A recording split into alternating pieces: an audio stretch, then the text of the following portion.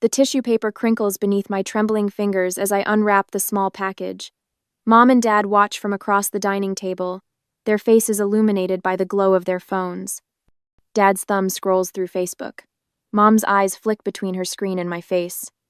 I pull the last piece of paper away to reveal a set of discount candles, the $11.99 price sticker still attached to the bottom.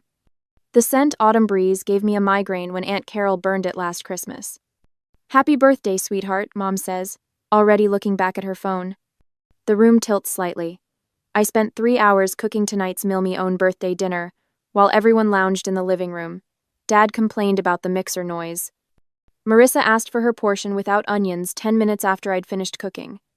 "Thanks," I whisper, the words sticking in my throat. Like a projector clicking through slides, memories flashed before me. Last month, the confirmation email on Mom's phone for Marissa's weekend at Stillwater Spa, $3,500. 2 weeks ago, the gaming console delivered for Everett, $900, that Dad called necessary for his mental health. My fingers lose their grip on the candle set. It drops, bouncing off Mom's precious glass coffee table.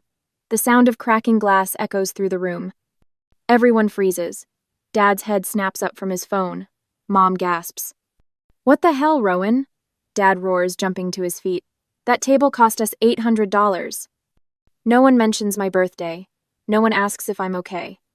Dad looms over me, face flushed. "You'll pay for that. Do you know how tight things are right now?" Of course I know. I'm the one keeping their finances afloat.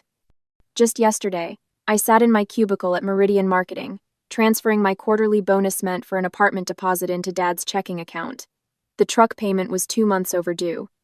The truck he uses to drive Marissa to job interviews and Everett to gaming tournaments. Last month, everyone comforted Marissa when she quit another job after 3 weeks. "The manager was mean," she said, dabbing at non-existent tears. "He expected me to come in on time." Dad patted her hand. "Take your time finding something right for you, princess." The same night, he cornered me in the kitchen. "Your share of utilities is going up. Things are tight." Now, as Dad rants about the table, something shifts inside me. A plate that's held too much weight finally cracks. "Am I your daughter or just your maid and ATM?" My voice is quiet but steady. The room goes silent. Mom's eyes widen. "Don't be so dramatic, Rowan," she finally says, waving dismissively. "It's just a birthday. We've given you everything." Dad nods, his expression darkening. "After all we've done for you, ungrateful doesn't begin to cover it." My hand stops trembling. With deliberate calm, I reach into my pocket and remove my house key. The metal catches the light as I place it on the damaged table. "What are you doing?" Mom asks, voice rising. "I'm done," I say simply. Dad reddens further. "Done? What about the table? What about next month's mortgage? Your sister needs new clothes for interviews." Not a word about me leaving, only about what it will cost them. "We'll lose the house without her contribution," Dad mutters, calculating the financial impact rather than the emotional significance. I stand up straight, cold realization washing over me. This is all I am to Theme, a reliable source of income, a maid, a cook, not a daughter with dreams and needs. I shoulder my bag and walk toward the door, leaving behind the candles, the broken table, and 26 years of expectations. Behind me, Mom's voice follows. "If you walk out that door, don't expect to be welcomed back." I pause, hand on the doorknob. They're the only family I have. But as I step into the cool evening air, I realize that's not true. They stopped being my family long ago. They're just the people I've been supporting. And it's time for that to change. The envelope arrives 3 days after I walked out. Plain white, no return address. I almost toss it with the junk mail, but the bank logo catches my eye. Inside, I find statements for credit cards I never applied for. 3 of them, all maxed out. All in my name.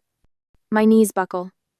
The kitchen floor of Paige's apartment meets my back as I slide down against the refrigerator, the one I bought for my parents last Christmas when theirs died.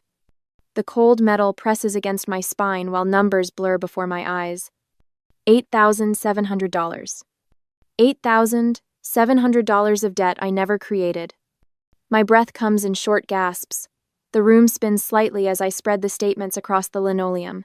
A Best Buy card opened 2 years Agorite when Everett got his gaming setup. A department store card from last spring when Mom and Marissa went on their shopping spree for interview clothes. A general visa with charges from gas stations, restaurants, and the liquor store Dad frequents. It wasn't enough that I paid the mortgage, utilities, and groceries. They needed more. They stole my identity. I thought you might want to see those, Paige says from the doorway. Her voice is gentle, careful. They came to the house yesterday. Your mom opened them, but I grabbed them when she wasn't looking. I press my palm against the cool floor to steady myself. How long have you known? I suspected something when your dad mentioned your excellent credit history last Thanksgiving. The way he said it felt wrong. The statement trembles in my hand. My signature, forged with practiced precision. Dad always said he could replicate anyone's handwriting. A talent I once found amusing. 30 minutes later, I stand in my parents' living room. They're arranged on the furniture like a tribunal, Dad in his recliner, Mom and Marissa on the sofa, Everett leaning against the wall. I remain standing, papers clutched in my hand. What exactly did you think would happen? I ask, voice steadier than I feel. Dad crosses his arms. They're just emergency cards, Rowan, for family necessities. Gaming consoles and spa weekends are necessities? Oh, stop being so dramatic, Mom sighs, scrolling through her phone. This is what family does. We help each other. Help? The word tastes bitter. You committed fraud. Everett pushes off from the wall. You should be grateful. All those on-time payments gave you excellent credit. Until now, I say. Now I'm drowning in debt I didn't create. Marissa's face crumples, right on cue. Why are you attacking us? After everything we've done for you. Dad stands, towering over me just like he did on my birthday. Lower your voice, the neighbors will hear. Good, I say. Let them hear how you've stolen from your own daughter. Mom sets her phone down. For once, I have her full attention. We raised you, fed you, clothed you, and this is how you repay us? The statements in my hand suddenly weigh 1,000 pounds. With my marketing salary, these minimum payments would cost me $650 monthly. $650 I need for an apartment deposit. For a life beyond these walls. $650 that would keep me trapped here, paying off their extravagances while they drained me dry. 5 years of career advancement, erased by family greed. If you report this, Dad says, voice dangerously low, it'll destroy our credit. The house, the car, everything would be at risk. My credit is already destroyed, I reply. But we're family, Mom insists, as if the word itself is a binding contract. Family sticks together through everything. I look around the room at the television I paid for, the furniture I helped select, the family photos where everyone smiles while I stand slightly apart. This isn't family, I say finally. This is parasitism. Marissa gasps. Mom's eyes narrow. Dad takes a step toward me. I back toward the door. I'll figure out what to do about the cards. But I'm not coming back. Where will you even go? Mom asks, her voice sharp with disbelief. You can't afford an apartment with your credit ruined. The knife twists. They knew exactly what they were doing. She can stay with me, a voice says from behind me. Paige stands in the doorway, car keys in hand. I didn't even hear her pull up. My spare room is yours, she continues, for as long as you need it. Dad's face darkens. This isn't your business. I made it my business when I saw what you've done to her, Paige replies, her voice level. That night, in Paige's guest room, I stare at the ceiling fan as it makes lazy circles above me. The credit statements sit on the nightstand, a paper trail of betrayal. My phone buzzes with missed calls and texts, each one a small assault. As I lay in bed, I wonder if I should report the credit fraud or try to pay it off myself to avoid family consequences. Would pursuing justice bring me peace, or would it only create more chaos in lives already hanging by a thread? What would you do when the people who should protect you become the ones you need protection from? The fan continues its slow rotation, offering no answers, only the soft sound of air moving in circles, much like my thoughts. Next day, my phone vibrates against the nightstand for the 4th time in 20 minutes. I don't need to check the caller ID to know it's family again. They're relentless. Paige mumbles from her doorway, hair tousled from sleep. How many calls today? 17. I silence the phone and flip it face down. And that's just calls. The text started at 5 this morning. 4 days after placing my house key on the cracked coffee table, the Hartley family propaganda machine kicked into high gear. Dad called Uncle Jim and Aunt Susan last night, spinning a tale about their ungrateful daughter abandoning the family during difficult financial times. By noon, my inbox overflowed with messages from relatives I haven't seen since Christmas. "You always seemed like such a responsible girl," wrote Aunt Carol, who gave me the migraine-inducing candles. "Family takes care of family." I drag myself to the bathroom mirror, barely recognizing the woman staring back. Dark half-moons hang beneath bloodshot eyes. My skin looks sallow in the harsh light. I've slept maybe 8 hours total since leaving home. My phone pings with a Facebook notification. Mom has gone public. Her post appears with a photo from last Thanksgiving. "Heartbroken today as children, you sacrifice everything for decide your own comfort matters more than family. Some daughters forget where they came from. Please pray for us during this difficult time." 23 sympathetic comments already. My stomach lurches. At work, I stare blankly at my computer screen, reading the same marketing report 3 times without comprehending a single word. My supervisor taps my shoulder, making me jump. "Everything okay, Rowan? Your numbers are down this week." "Just a temporary situation. I manage, voice thin as tissue paper. I'll catch up." But when my desk phone rings, my heart hammers so violently I nearly vomit. I've developed a Pavlovian fear response to ringtones. Every call might be mom or dad with a new accusation or demand. Every email might contain another relative's disappointment. "You need help," Paige says that evening when she finds me huddled on her couch, scrolling through the growing pile of family messages. "This is financial abuse, plain and simple." The words hit like a thunderclap. Abuse. Such an ugly, definitive term. They need help," I whisper, the automatic defense mechanisms kicking in. "So do you." Paige gently takes my phone and sets it aside. "My cousin went through something similar. She saw a credit counselor who specializes in family financial entanglements. I'm texting you her number." The next afternoon, I sit across from Marguerite Wells, a no-nonsense woman with kind eyes behind practical glasses. She listens without interruption as I detail 5 years of family loans that were never repaid, credit cards opened in my name, and the constant expectation that my paycheck belonged to everyone but me. "We'll document everything," she says, sliding a folder toward me. "Every unauthorized charge, every account they opened without consent, every dollar they took." For the first time in days, I take a full breath. The following morning, something unexpected happens.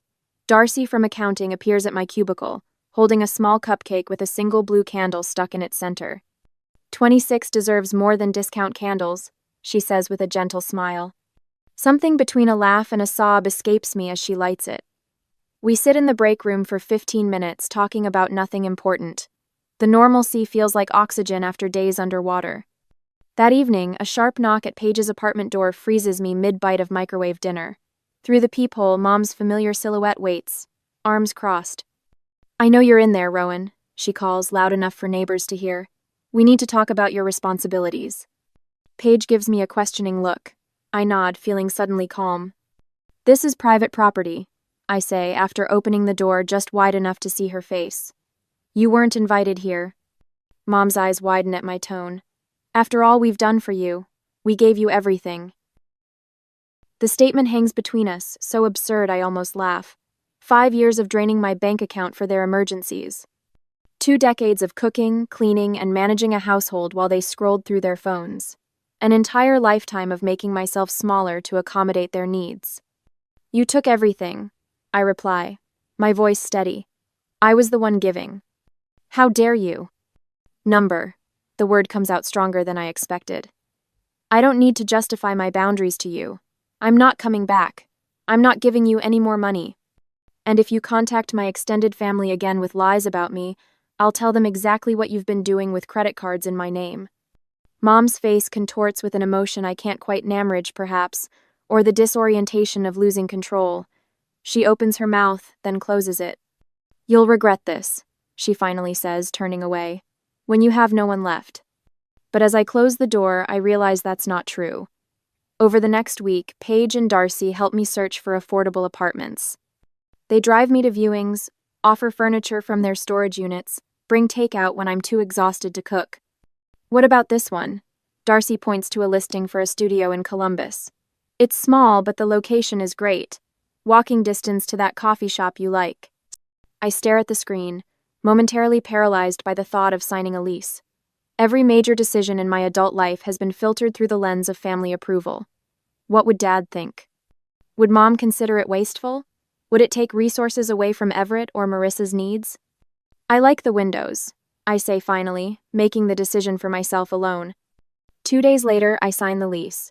$1,200 per month, $2,400 deposit. Nearly every dollar I've managed to save since my last loan to Dad.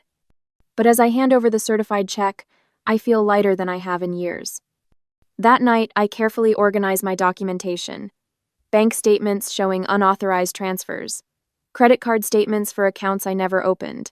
A journal detailing 5 years of financial manipulation. While my family enjoys their weekly dinner at Applebee's, the one I always paid for, I pack the few possessions that are truly mine. Each item I place in boxes feels like reclaiming a piece of myself. For the first time in weeks, I sleep without waking to check my phone. 2 weeks later, the morning sun slants through Paige's kitchen window as I check my list one final time. 3 columns: take, leave, and document. The paper trembles slightly in my hands, but my resolve doesn't waver. Ready? Darcy asks, leaning against the doorframe. Her auburn hair catches the light as she sips her coffee. I nod, folding the paper with careful precision. I've been ready for 26 years. Paige's old Ford pickup idles in the driveway when we arrive at my parents' house, my former house. The family's cars are gone. They're at Marissa's job interview lunch, an event that conveniently gives us a 3-hour window. I slide my key into the lock one last time, the metal cool against my fingers. Remember, I tell Paige and Darcy as we step inside, take photos of everything before we touch it. I'm only taking what's undeniably mine. We work with methodical precision. I move from room to room, photographing each space before removing my belongings. The camera clicks feel like tiny declarations of independence. Whoa, Darcy whispers when she opens my closet. Your clothes only take up like a quarter of the space. The rest bulges with winter coats, old printers, and boxes labeled Marissa's school things. I never had much room for myself, I say simply.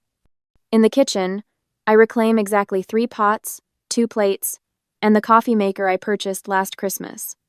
I leave behind the expensive knife set Dad insisted I buy when he decided to take up cooking, a hobby he abandoned after 2 weeks. Paige finds me in the bathroom, carefully removing my toiletries while leaving my mother's extensive collection untouched.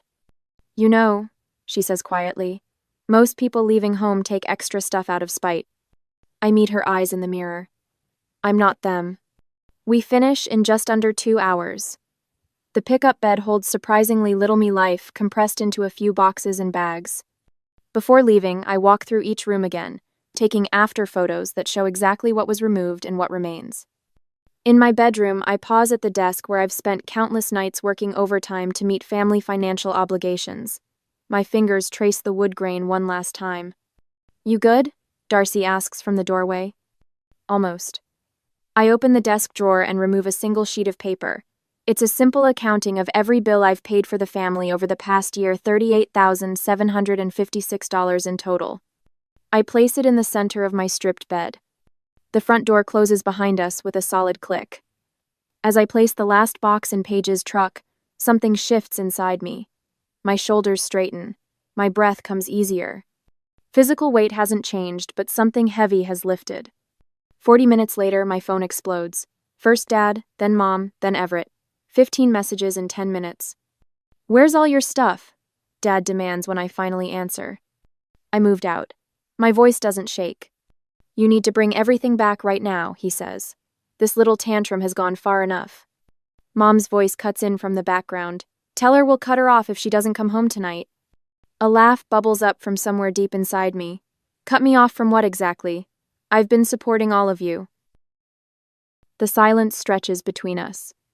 Your credit cards are still linked to our accounts, Dad finally says, voice dangerously low. We can ruin your score with one call. No, you can't. I press the speaker button so Paige can hear. I froze my credit this week, and I've documented every unauthorized account you opened in my name. More silence. Then Mom's voice again, softer now. Rowan, honey, we're family. Family helps family. Family doesn't steal from family, I reply. I'll text you my new number tomorrow. Use it only for emergencies.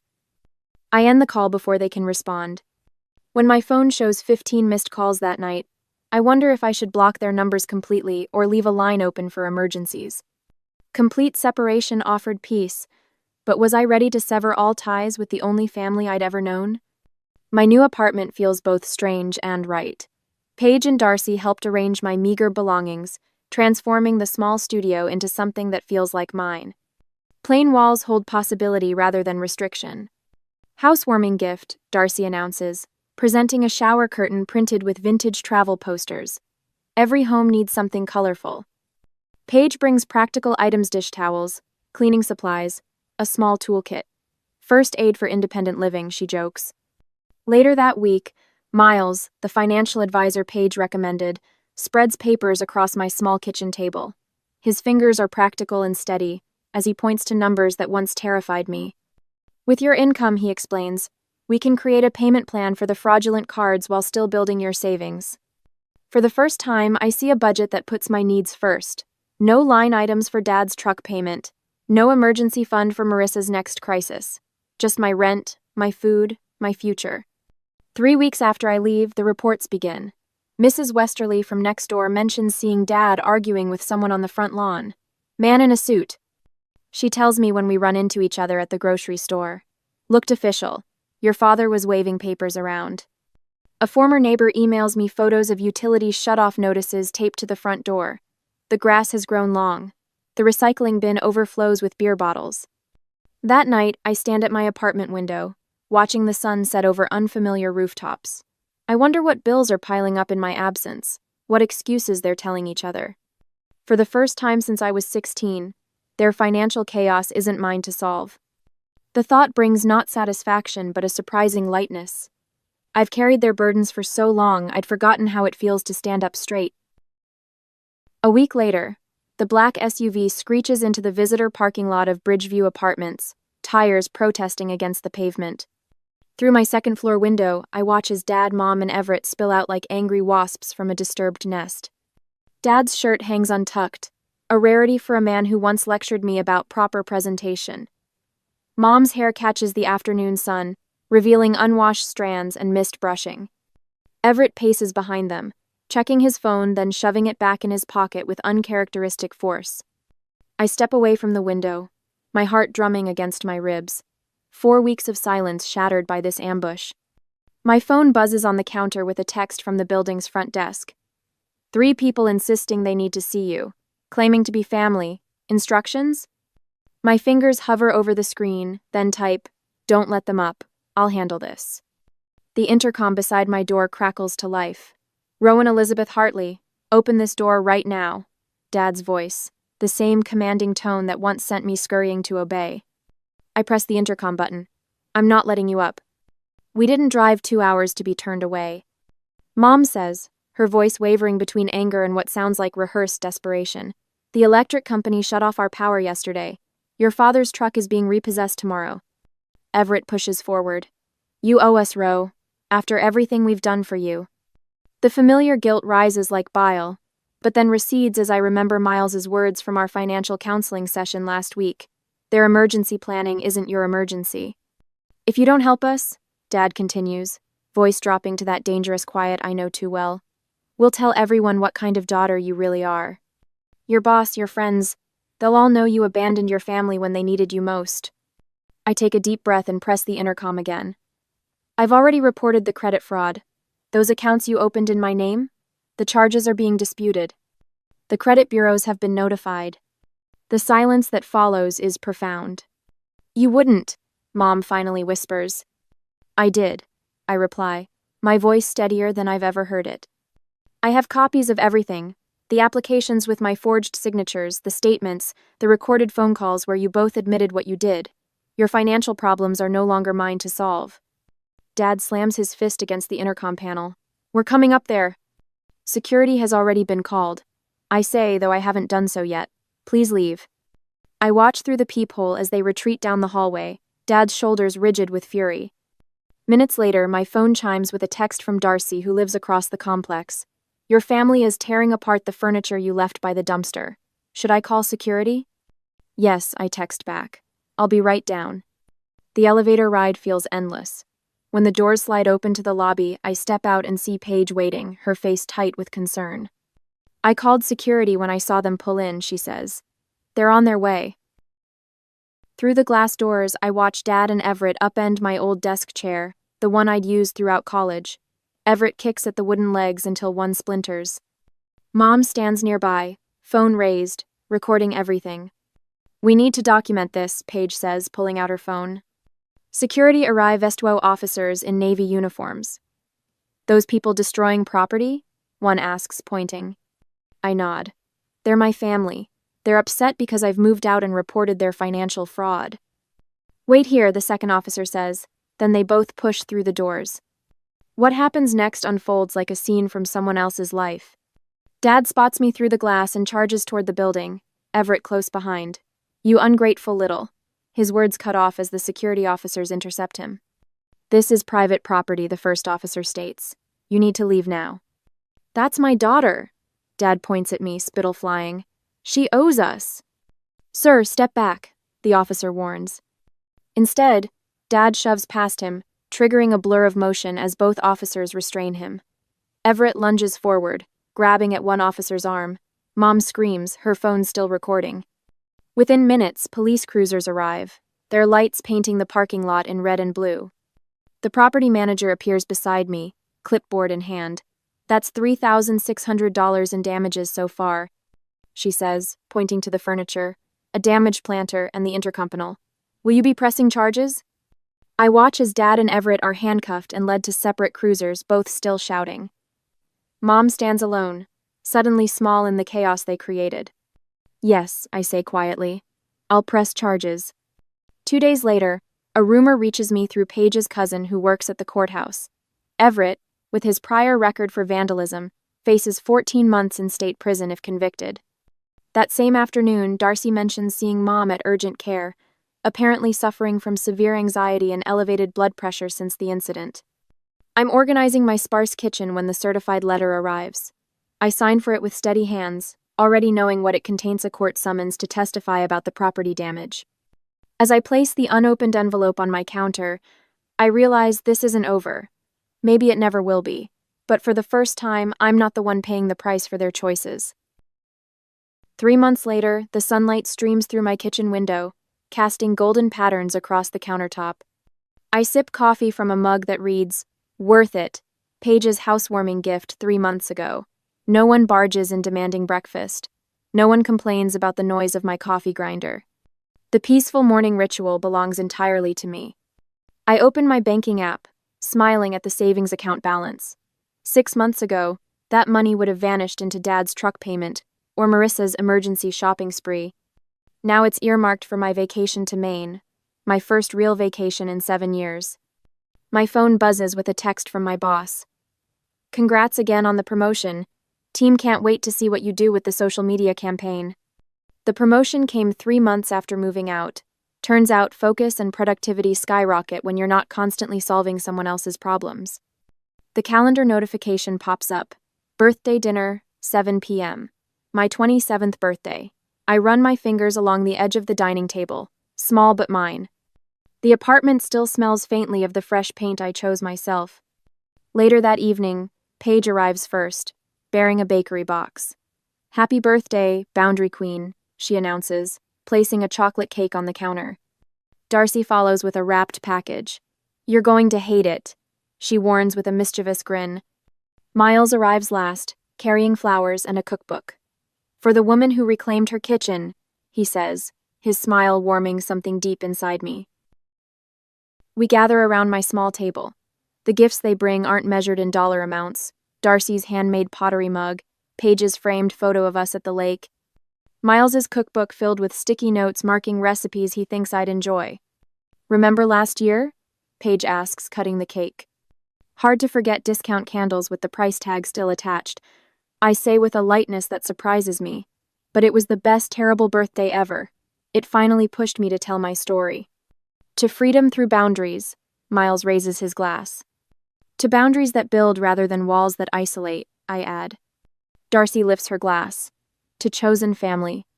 We clink glasses, these people who saw my worth when I couldn't see it myself. 2 weeks later, I stand before 15 anxious faces at the community center's financial literacy workshop. Financial abuse can look like love, I explain. It often comes disguised as family responsibility or helping out. A woman in the back row dabs at her eyes. I recognize that look, the dawning realization that sacrifice without reciprocity isn't love. After the workshop, Miles waits by my car. Ready to look at that 2-bedroom next week? He asks. Our fingers intertwine naturally now, the relationship evolving with the steady pace of mutual respect. On the drive home, I pass my parents' house. The lawn has grown wild, newspapers pile on the porch, and plywood covers one front window. A for-sale sign leans crookedly in the yard. I don't slow down. As I drive past the house where I'd given so much of myself, I wonder if sacrifice without boundaries is really love at all. Would you have pressed charges against your own family? Or is there a point where even blood ties must yield to self-preservation? What small boundary could you set this week to protect your own worth? The road ahead curves toward home, my real home, and I press the accelerator,